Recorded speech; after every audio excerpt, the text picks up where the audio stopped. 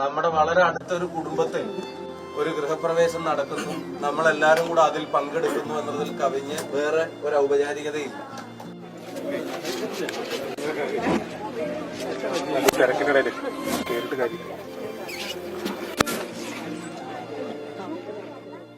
ഏഷ്യാനെറ്റിൽ ഇങ്ങനെ ഒരു വാർത്ത വന്നതിന് ശേഷം ആ കുടുംബത്തിന്റെ സാഹചര്യം നമുക്കെല്ലാവർക്കും ബോധ്യപ്പെട്ടു. നമുക്ക് ബോധ്യപ്പെട്ടതിനോടൊപ്പം തന്നെ ഒരു പ്രധാനപ്പെട്ട വ്യക്തിത്വം, പ്രിയപ്പെട്ട മാത്യു ഏട്ടൻ, ഞങ്ങൾ തമ്മിൽ ഇത് ആദ്യമായിട്ട് കാണുക. ഫോണിൽ മാത്രമേ ബന്ധമുള്ളൂ, ഈ ശബ്ദം മാത്രമേ ഞാൻ ഇതുവരെ കേട്ടിട്ടുള്ളൂ, ആളെ ഇതുവരെ ഞാൻ കണ്ടിട്ടുണ്ടായില്ല. ഈ ശബ്ദത്തിന്റെ ഉടമ ആരാണെന്നുള്ളത് നിങ്ങളെ അറിയിക്കാതിരിക്കാൻ പുള്ളി പരമാവധി ശ്രമിച്ചിരുന്നു. അതുകൊണ്ട് തന്നെ വീടിന് തറക്കല്ലിടുന്ന സമയത്തൊന്നും ഇത് ആരാ ചെയ്തതെന്നുള്ളത് ഒരു പ്രവാസി എന്ന് മാത്രം പറഞ്ഞാൽ മതി എന്നാണ് അദ്ദേഹം പറഞ്ഞത്. പക്ഷെ താക്കോല് കൊടുക്കുന്ന ഒരു ഘട്ടം വന്നപ്പോ ചേട്ടൻ വന്നാലേ താക്കോല് കൊടുക്കുകയുള്ളൂ എന്നുള്ള നിർബന്ധ ബുദ്ധി നമ്മൾ പിടിച്ചു. മാത്യു ഏട്ടന്റെ ആ നല്ല മനസ്സിന്, പ്രവാസികൾ എപ്പോഴും നമ്മുടെ നാടിന് താങ്ങും തണലുമാണ്. അവരുടെ പ്രയാസങ്ങൾക്ക് നടുവിലും നമ്മളെ ചേർത്ത് പിടിക്കുന്നവരാണ്. അവരുടെ നല്ല മനസ്സിന് നമ്മുടെ നാടിന്റെയും ഈ കുടുംബത്തിന്റെയും പ്രാർത്ഥനകൾ ഞാൻ ആദ്യമായിട്ട് അറിയിക്കാൻ ആഗ്രഹിക്കുകയാണ്. അദ്ദേഹം തീർച്ചയായിട്ടും ഇവിടെ സാന്നിധ്യമായത് വലിയ സന്തോഷമാണ്.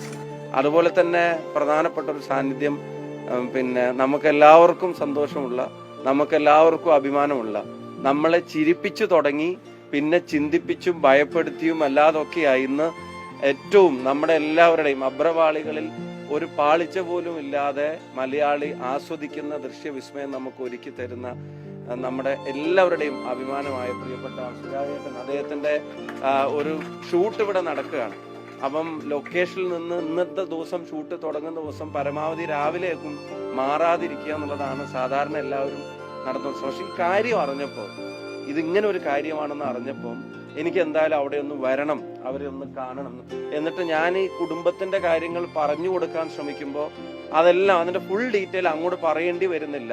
അതിന്റെ ഫുൾ ഡീറ്റെയിൽ അറിഞ്ഞ് തന്നെയാണ് ഇവിടെ അദ്ദേഹം പങ്കെടുക്കുന്നത്. പിന്നെ ഈ കുടുംബത്തിനോട് പറയാനുള്ളത്, ഇതാരും അവർക്ക് നൽകുന്ന ഔദാര്യമല്ല, അവരുടെ അവകാശമാണ്. മാത്യു ഏട്ടൻ പറഞ്ഞത് ഒരു സഹായം അവർക്ക് കൊടുക്കാന്നുള്ളതല്ല. മാത്യു ഏട്ടൻ പറഞ്ഞത് നമ്മുടെ ഉത്തരവാദിത്തം നമുക്ക് നിറവേറ്റാന്നുള്ളതാണ്. ആ അവകാശമാണ് അവരെ ഏൽപ്പിക്കുന്നത്. ഒരുപാട് നമുക്കൊന്നും ചിന്തിക്കാൻ കഴിയാത്ത പ്രതിസന്ധികളിലൂടെ കുഞ്ഞ് ഉറക്കം എഴുന്നേറ്റാൽ അതിനുണ്ടാക്കുന്ന ശബ്ദം ഇരിക്കുന്ന സ്ഥലത്ത് നിന്ന് ഇറങ്ങിപ്പോവാൻ കാരണമായി 12 വീടുകൾ മാറേണ്ടി വരുന്ന ഒരു കുടുംബത്തിന്റെ അവസ്ഥ വാക്കുകൊണ്ട് പറയാൻ കഴിയില്ല. ആ വേദനയിലും ആരോടും പരിഭവവും പരാതിയും പറയാതെ ആ കുഞ്ഞിനെയും ചേർത്ത് പിടിച്ച് ഈ നെട്ടോട്ടം എന്ന് തന്നെ പറയാവുന്ന, ഇന്നിപ്പോ അവരുടെ സ്വന്തം, ഇത് ആരുടെ ഔദാര്യമല്ല, ആരും നിങ്ങൾക്കൊരു സഹായം തരുന്നതല്ല, ഇത് നാടിന്റെ ഉത്തരവാദിത്തമാണ്. അതാണ് മാത്യു ഏട്ടൻ നിങ്ങളെ ഏൽപ്പിക്കുന്നത്. നമസ്കാരം. ശരിക്കും ഈ ഒരു പുണ്യകർമ്മത്തിൽ പങ്കെടുക്കാൻ സാധിച്ചത് തന്നെ വലിയ സന്തോഷം.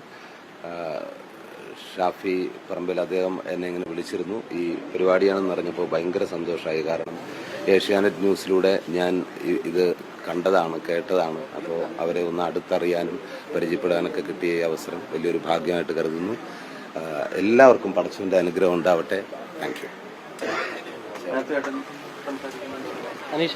നമ്മുടെ മനുഷ്യസ്നേഹം ഇങ്ങനെയൊക്കെ മാത്രമേ നമുക്ക് പ്രകടിപ്പിക്കുവാനായിട്ട് സാധിക്കുകയുള്ളൂ. ഞാൻ ഈ ഭവനം വെച്ചു കൊടുത്തുന്ന ആരോടും പറയരുത്, നിങ്ങൾ ദൈവത്തെ ഓർത്ത് അവർക്ക് കിട്ടുന്ന ഒരു അവകാശം ദൈവത്തിലൂടെ സാധിച്ചു എന്ന് മാത്രം കരുതിയാൽ മതി.